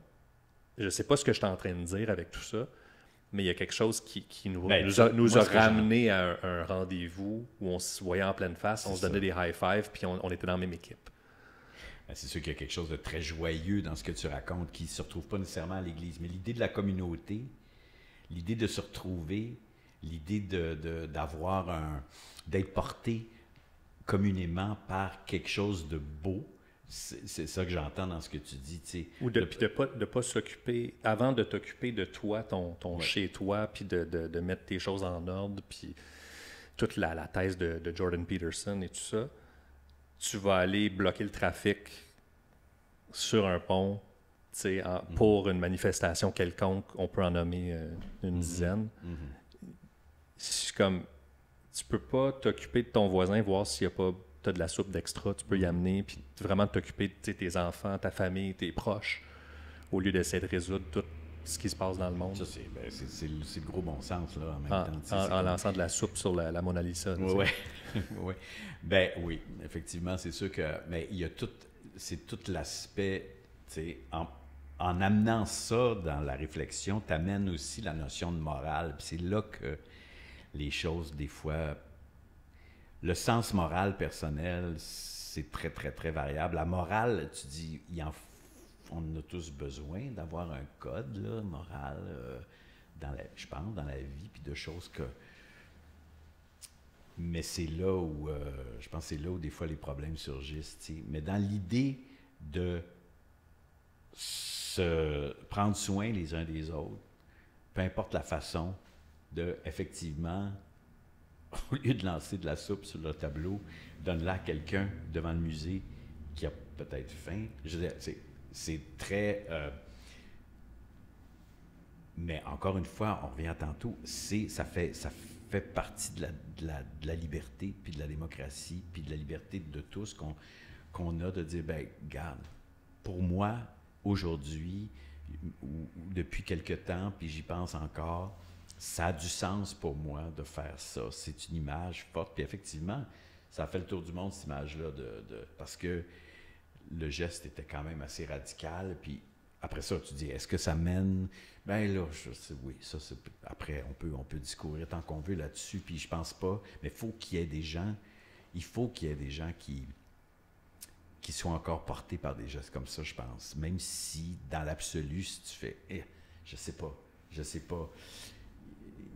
C'est l'équilibre entre ce que tu dis, puis il y a un travail de tous les instants à faire, puis c'est pour ça que je me contredis un petit peu en disant ça, parce que je me dis, est-ce qu'il y a tant d'urgence que ça? Oui, il y en a, je pense. On parle mais on parlait de deux choses. On parle des opinions versus les causes, c'est pas tout à fait la même chose. Je pense que les opinions peuvent attendre. Il y a des causes qui sont plus urgentes, puis il y a des choses à faire, puis il y a des choses il faut nourrir attiser le feu là-dessus parce qu'il y a des urgences. On dirait les gens qui ont le pouvoir de changer les choses le font pas au rythme où ça mériterait d'être fait. Puis il faut pousser dans ce sens-là. Puis il faut qu'il y ait une conscience collective qui fasse un travail d'alerte puis de stimulation pour faire que les choses arrivent. Mais au niveau des opinions personnelles, je maintiens ce qu'on se dit tantôt. Je pense pas que c'est si important que ça d'avoir ton avis, cher ami, sur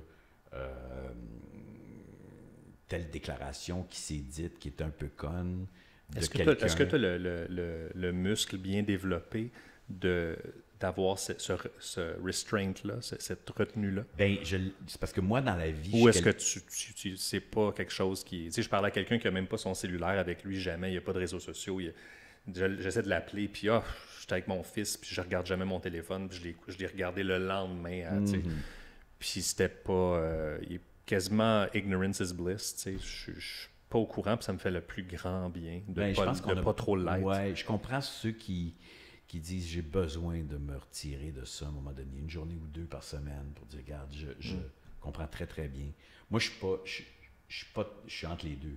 Je suis vraiment comme je manifeste pas, je donne pas mon avis sur X ou ça je fais pas ça.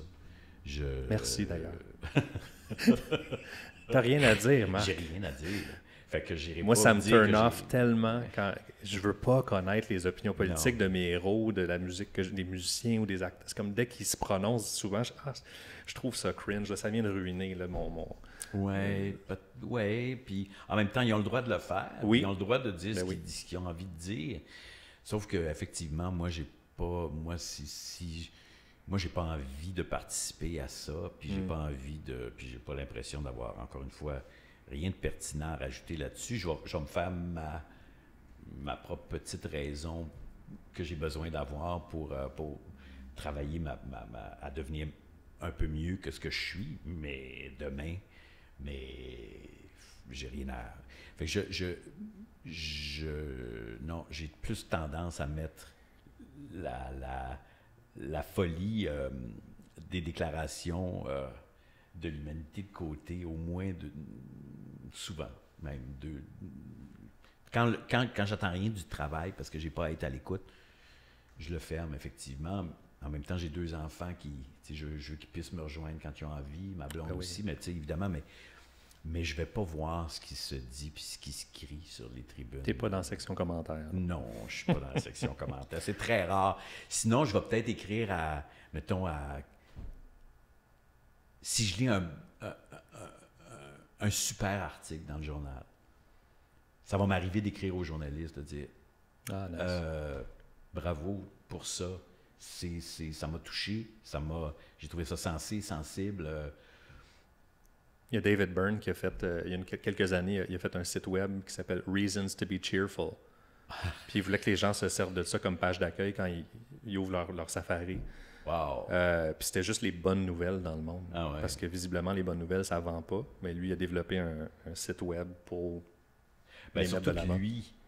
Par lui, il y a quelque chose il y a un degré sûrement de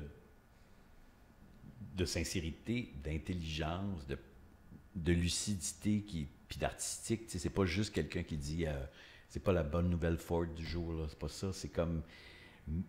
Ça peut être autant artistique que j'imagine. Là. Je veux dire, il devait mettre tout ce qui était beau. Je sais pas, je ne regarde plus son site. J'aime pas ça, les bonnes nouvelles.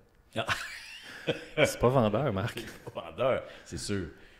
Mais il y a... Non, c'est ça. Ça, c'est une... Mais je pense que moi, avoir un lieu où quand tu as envie de te réfugier dans la beauté, là, que tu puisses y aller, que ce soit comme il doit en avoir plein, c'est juste que...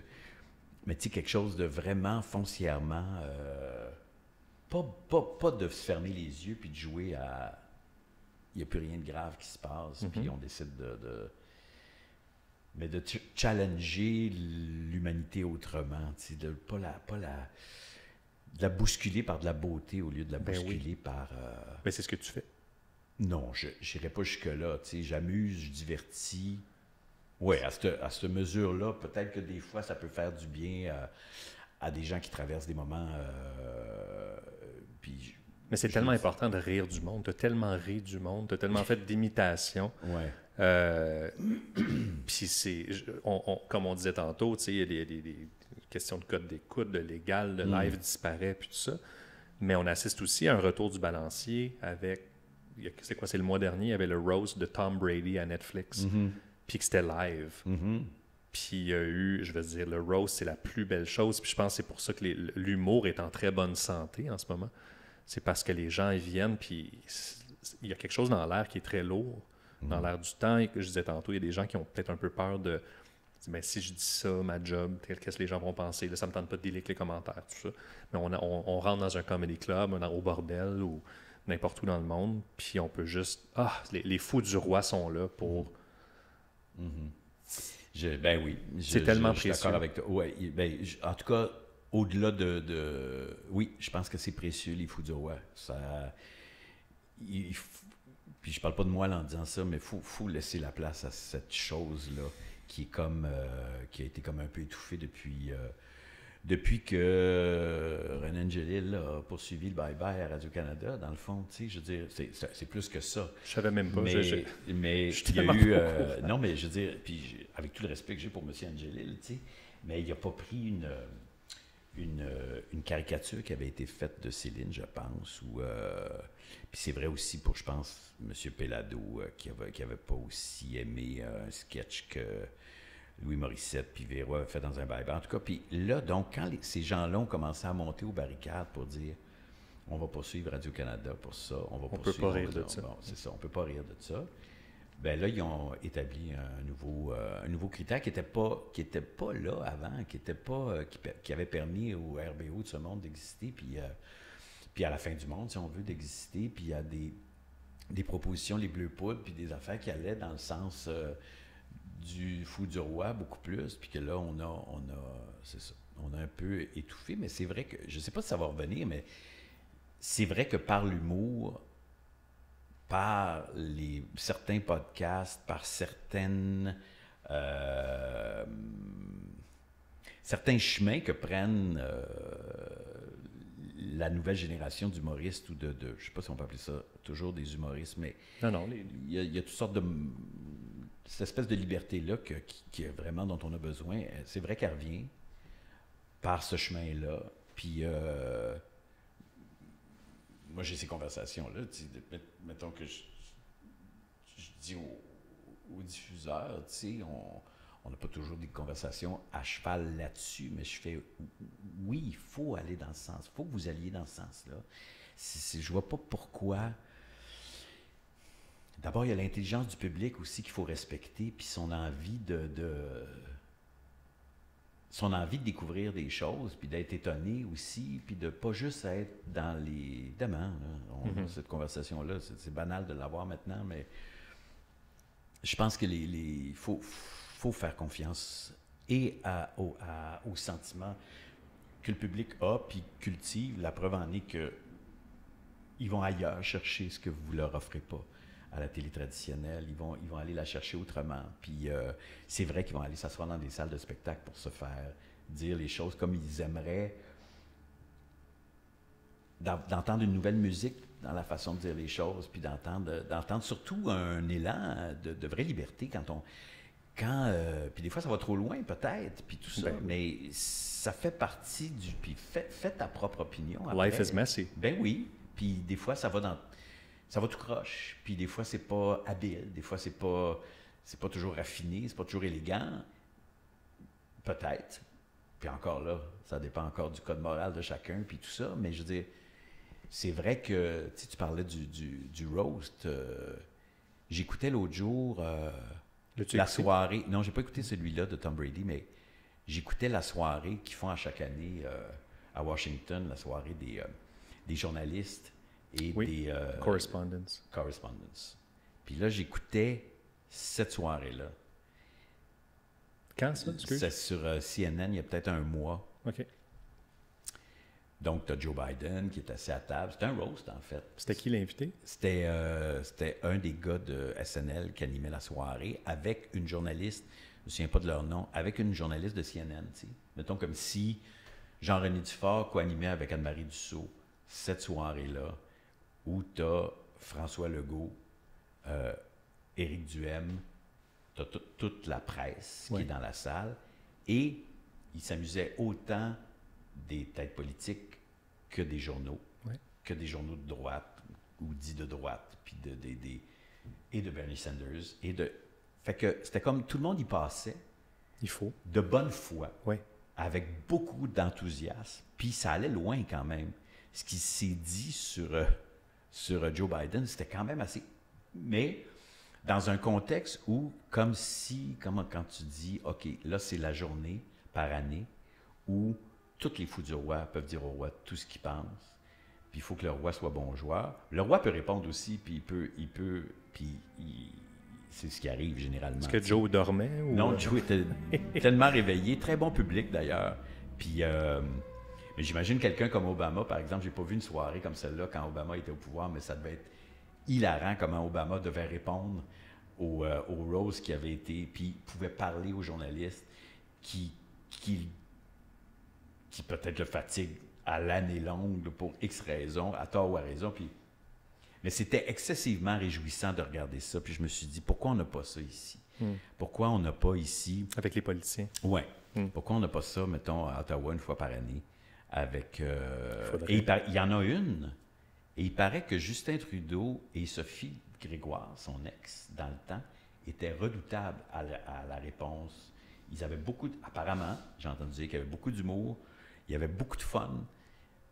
Puis il était capable d'avoir beaucoup d'autodérision. J'ai vu des extraits de ça sur Twitter. Apparemment, oui. Puis je fais, ça serait le fun que tout le monde ait accès à ça. Il faudrait le fun que tout... Mais il n'y a pas... Puis j'en parlais avec France Baudouin, celle avec qui je travaille qui est ma productrice. Puis je disais, qui est la raison de notre rencontre. Qui est la raison de notre rencontre aussi, oui. C'est vrai. C'est vrai, tu étais en direct de l'univers, tu as eu la gentillesse de venir... chanter, puis tout ça, puis c'était la première fois qu'on se voyait. S'il m'avait fait chanter YMCA, un cover de même, j'aurais peut-être pas été. Non. Tu étais dans la période... Ta blonde, à l'époque, avait la gentillesse de demander que je fasse une de mes chansons. Oui. Oui. C'est vrai que des fois, tous les prétextes sont à la fête dans cette émission-là, c'est ça. Mais... Il y en avait une couple de jaloux. Qu'est-ce que tu veux dire? Il y en avait une couple de jaloux. Moi, c'était ma première fois de faire un plateau de télé de la sorte. Oui. Puis, il y avait Yann Perrault qui était là. Oui. Stéphanie Lapointe. Je me souviens plus qui d'autre qui était là. Mais bref, tous les artistes dans le soundcheck me disaient « Hey, t'es chanceux, tu fais ta toune. » Oui. Moi, il faut que j'aille faire un cover. Puis Yann, il me l'avait dit. Yann Perrault m'avait dit... Hey, les gens aiment tellement Marc, puis tu vas faire ta toune, puis elle est bonne, puis tu vas vendre 3000 albums de plus.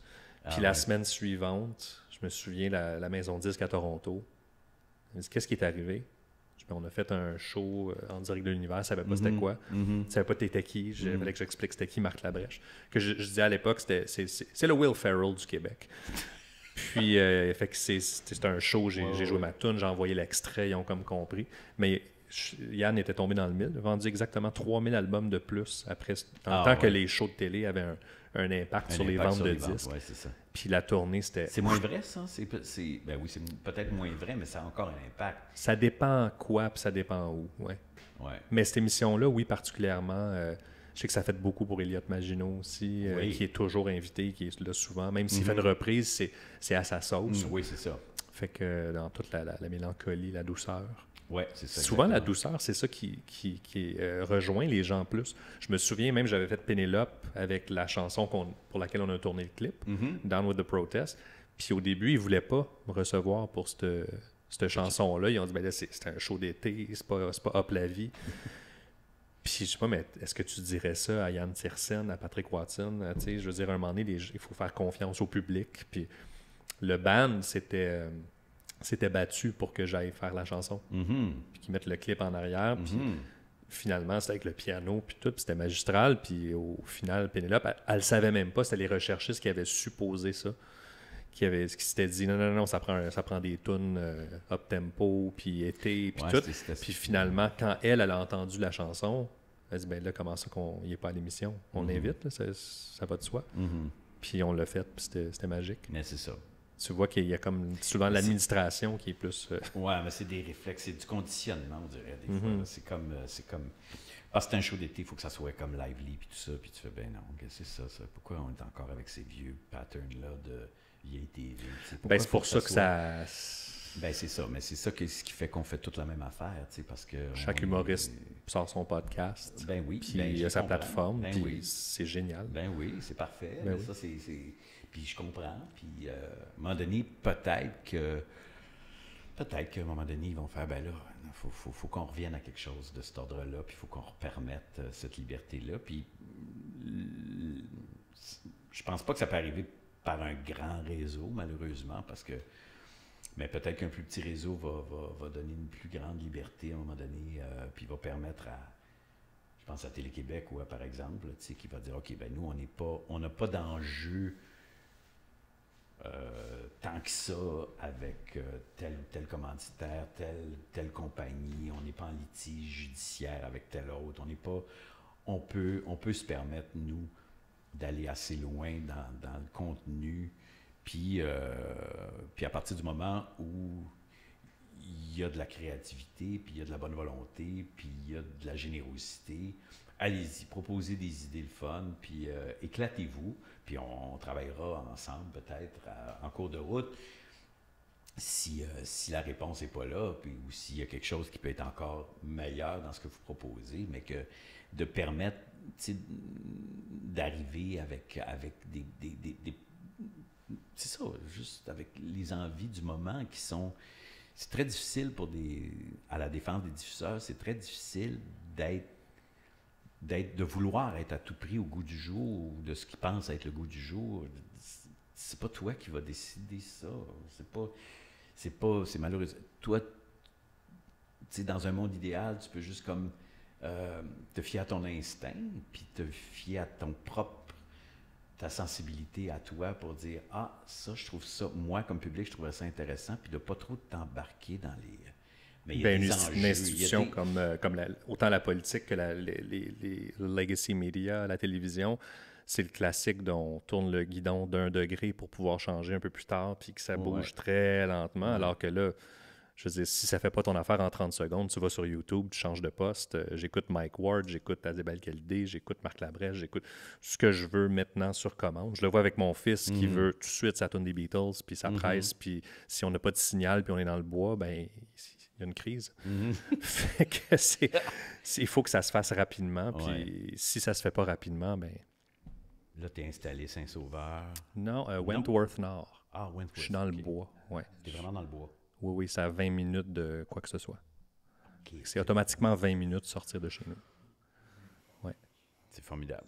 Mais oui, j'espère un jour pouvoir... tu viendras souper. Ben oui, avec plaisir. Avec ta blonde. Ben oui, avec plaisir. En fait, on parle... Là, on a comme coupé, on a eu un problème de disque dur puis tout ça, mais en parlant de mes garçons, ça me fait penser à une question que je voulais te poser, que c'est ma blonde qui a trouvé un extrait d'une entrevue que tu as faite parce qu'elle est en mode, là, quand j'ai dit que c'était toi qui s'en venais à Trip sur toi, ben raide, puis elle dit, j'ai trouvé ça dans 2006. Oh. Tu as dit quelque chose, puis je trouve que c'est... Elle trouvait que c'était tellement pertinent, puis moi aussi, puis tu as dit quelque chose dans une entrevue. Je te lis l'extrait. Uh-huh. En attendant, Marc Labrèche songe à fonder un nouveau club Labrèche destiné à célébrer les gars. Je veux lancer un club de filles qui célèbrent les gars. On va en parler un au nu chaque semaine. Les gars sont plus intéressants qu'avant, mais ils sont réduits à « il s'occupe de son petit, il est le fun, il pleure, il parle, mais il me tombe ses nerfs. On nous en demande beaucoup. C'est correct d'être exigeant, c'est stimulant. Mais moi, je voudrais voir plus de filles fans de gars. On est constamment bâchés.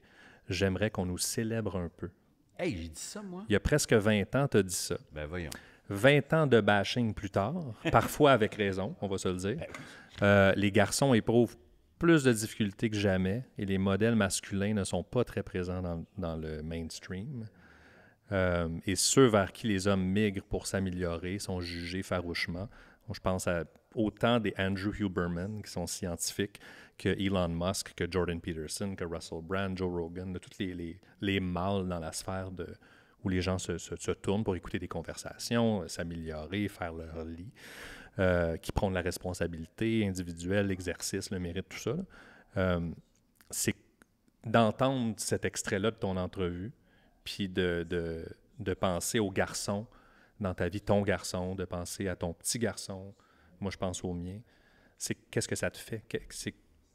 Comment tu vois l'évolution de tout ce discours-là, ce qui est arrivé? J'aimerais ça avoir une réponse à ça. Je sais pas. Je pense qu'il y a d'abord, il faut c'est vrai pour tout le monde, là, puis c'est vrai pour les garçons aussi, de retrouver ou de trouver déjà une première fois au moins, tu sais, la jouissance jubilatoire d'avoir confiance en toi. C'est comme la base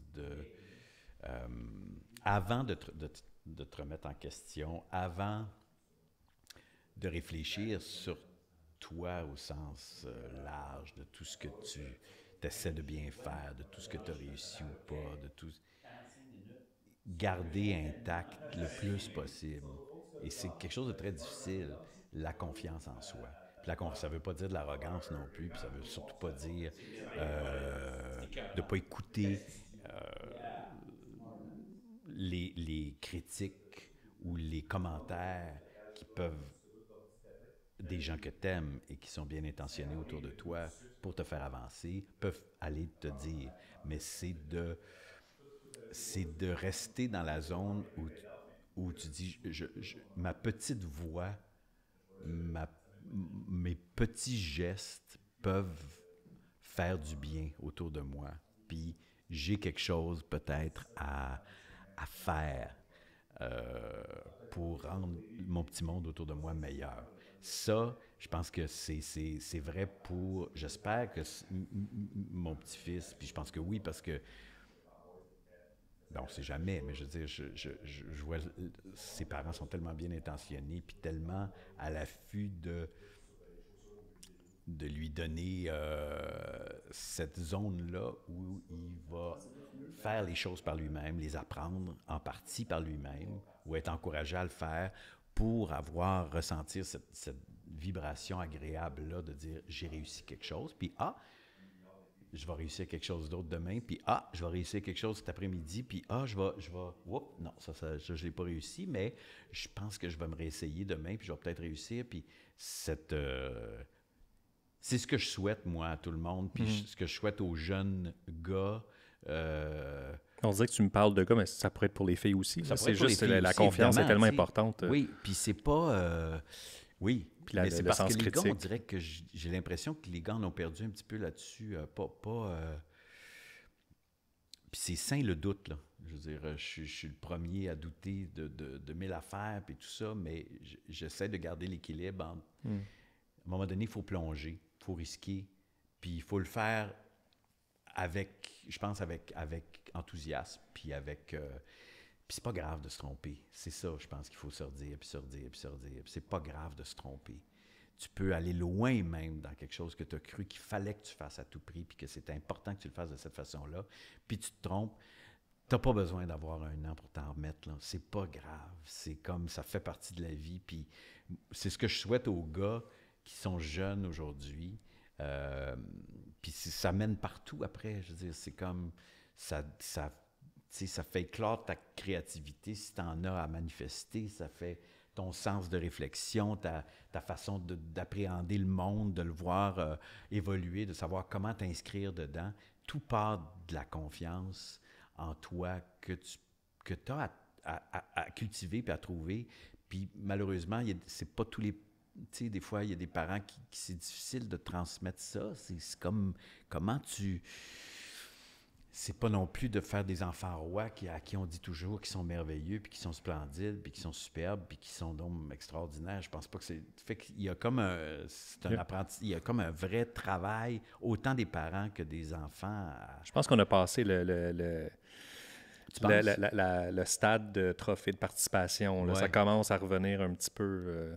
Dans une baie... En tout cas, c'est parce que... il faut être capable de regarder aussi Comme c'est ses important échecs, là, oui, tu c'est sais. important de s'ennuyer, c'est important de perdre, Oui, c'est important de perdre. Oui. C'est pas tout le temps de gagner qui va faire avancer c'est pas ni passer ta plate 2 personne. minutes dans le Ça, c'est important ce que tu dis pour vrai. ça, c'est très Louis C.K., là, mais Ouais.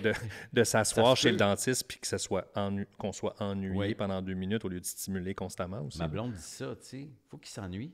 Oui. Faut qu'ils s'ennuient à un moment donné. Il faut que les enfants s'ennuient. Faut que Hey, ça c'était soit plate comme- quand tes parents étaient en retard à l'école, puis il fallait que tu regardes tes chaussures, Oui. puis là, tu regardais le poteau encore 2 fois. Là, tu voyais que le motif qui se dessinait dessus Ouais. avec le soleil. Ah, ça a changé. Mais même dans une maison, tu sais, où les deux parents sont là, Oui. l'enfant qui demande tout le temps de l'attention, puis de faire ci, puis de faire ça, mais effectivement, puis c'est très dur, ça. J'étais pas là-dedans. Moi, j'étais comme, hey, je nourrissais cette relation-là, puis j'étais toujours, tu sais, j'allais toujours au-devant de tous les désirs des enfants, tu sais. Mais t'es enfant Quand mon unique f- aussi. Hein? Toi, t'es enfant unique. Oui, je suis enfant unique. Moi aussi. C'est ça. Peut-être qu'il y a peut-être un peu de ça qui vient du fait que... Puis aussi que... Parle dans le micro, là. Puis aussi que... c'est vrai que je m'éloigne, Je hein? pense à Stéphane. Oui, non, c'est ça. Mais il y a vraiment beaucoup de... Moi, j'ai une propension naturelle à aller toujours comme... Mais tu sais, ma blonde me disait, regarde, même avec Milo, tu sais, je veux dire, si je suis avec Milo, par exemple, puis c'est sûr que Milo, une relation avec un grand-père, c'est pas tout à fait la même chose, tu sais, il est comme... C'est pas comme avec tes parents tous les jours dans la maison. Fait que là, il veut beaucoup, tu sais, mais quand ça fait... tu sais, ça se peut que... OK, là, c'est beau, tu sais, je veux dire, occupe-toi, assis-toi là, tu sais, t'as des papiers, t'as des crayons, vas-y, dessine-moi quelque chose, là, pendant 10 minutes, 15 minutes, tout seul, juste tranquille avec toi, puis... Mais c'est vrai que il faut que ça soit plate, à un moment donné. Il faut que ça soit plate, il faut qu'il cherche. Je pense qu'il faut qu'il cherche. Tu sais, puis Hey, moi, je me souviens avec mon fils, là, qui dormait pas beaucoup. Ça a été très long avant qu'il dorme 6 heures de suite. Puis moi, au lieu... Tu sais, je levais la nuit, mettons, entre 2 boires, parce qu'il dormait pas. Puis là, je l'assoyais sur la table de la cuisine à 3h20 du matin. J'allumais des chandelles autour, puis j'y racontais des histoires, tu sais. Fait qu'imagine, il y a... Mon fils, il dit, j'ai toute ma vie, tu sais, depuis que je peux être conscient que tu me racontais des affaires, puis que j'ai été comme pris en charge, tu sais. C'est un gars extraordinaire aujourd'hui, là. Il est formidable, puis tout ça, mais je fais, hey, je t'en ai donné, il dit, tu m'en as donné de l'information, peut-être un petit peu plus que ce que j'avais besoin à un moment donné. C'était son podcast à lui. C'était son podcast. Il y avait un podcast privé de soir, Oui. Mark's Kitchen, puis c'était comme, j'étais dans ma cuisine, puis c'était minuscule, le petit appartement où on était, puis là, je fais, mon Dieu, je n'ai peut-être un petit peu trop donné dans ce sens, mais je ne sais pas pourquoi on parle de ça. Parce que c'est le fun. Parce que c'est le fun, c'est vrai que c'est le fun. Puis c'est aussi parce que, oui, je pense que, pour revenir à ta question, je pense que il y a beaucoup, beaucoup dans la confiance, en tout cas. Évidemment, dans l'amour aussi, qu'ils vont recevoir ces enfants-là, puis qui vont être, tu sais, qui vont... Mais je pense que la confiance, c'est quelque chose qui se travaille individuellement très tôt et sans relâche, en tout cas, moi, jusqu'à aujourd'hui, certainement, puis c'est pas acquis, hein. Puis c'est pas incorrect comme ça. Mm-hmm. Ben, tu disais que c'était important de se tromper. Sur quoi tu t'es trompé dans la vie? Sur quoi que tu étais un sujet auquel tu étais convaincu, puis qu'il y a quelqu'un ou quelque chose ou une information qui t'a permis de changer d'idée? Souvent, je pense que c'est quand...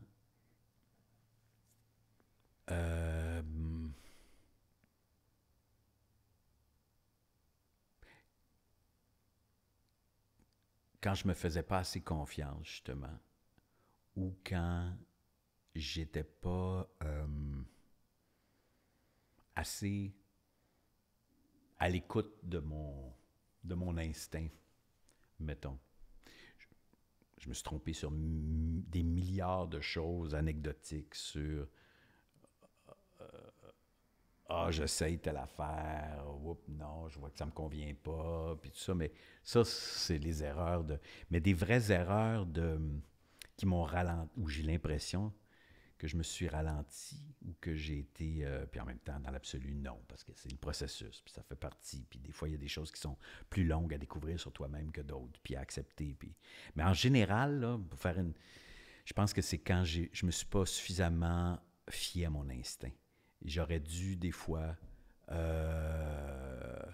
c'est la seule... Il n'y a personne qui va rien te dire ultimement sur des grandes décisions à prendre, des grandes directions à suivre que ton propre instinct. Il n'y a rien. Il n'y a pas un curé, il n'y a pas un sage, il n'y a pas...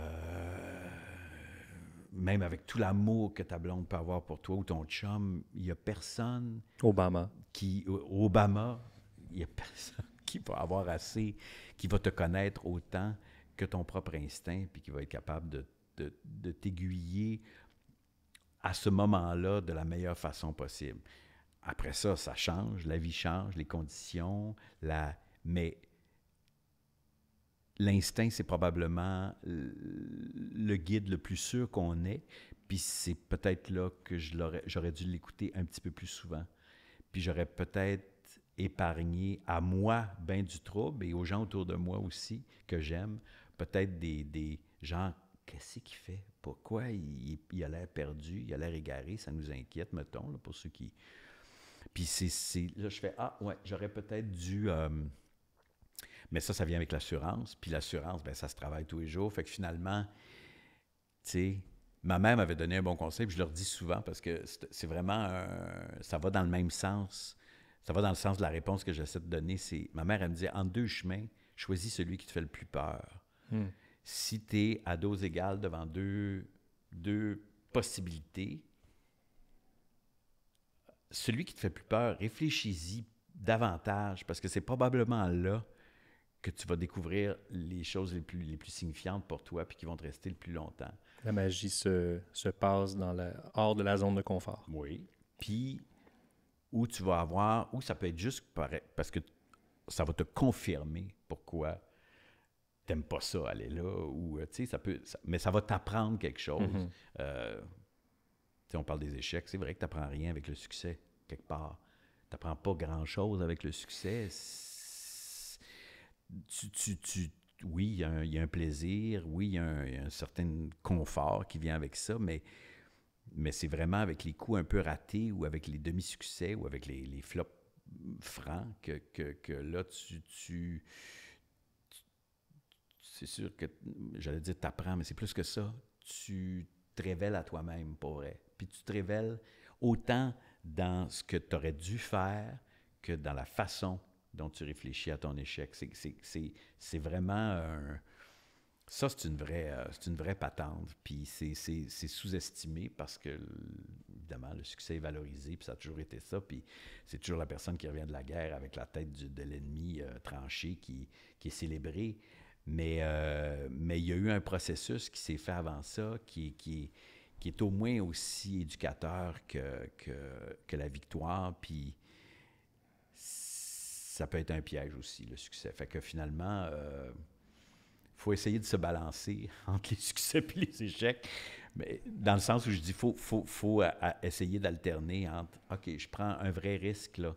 J'ai été confortable, là. On m'a rassuré qu'avec ce succès-là, que j'avais ma place là encore, mais là, il faut que j'aille voir de l'autre côté, voir si j'ai pas quelque chose de plus le fun à vivre aussi, au moins aussi le fun que le succès, puis qui risque d'être beaucoup plus challengeant puis bouleversant, mais qui va valoir la peine.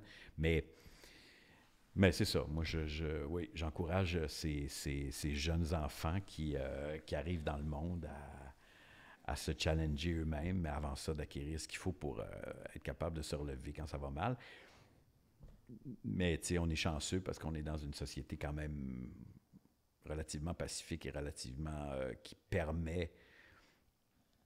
peut être agressive par moment, puis qui peut avoir ses débordements, mais qui permet quand même aux gens d'essayer des affaires. Puis, il faut que la vie demeure une tragédie. Il faut que ça soit difficile, Marc. Je pense pas qu'il faut que ça soit difficile.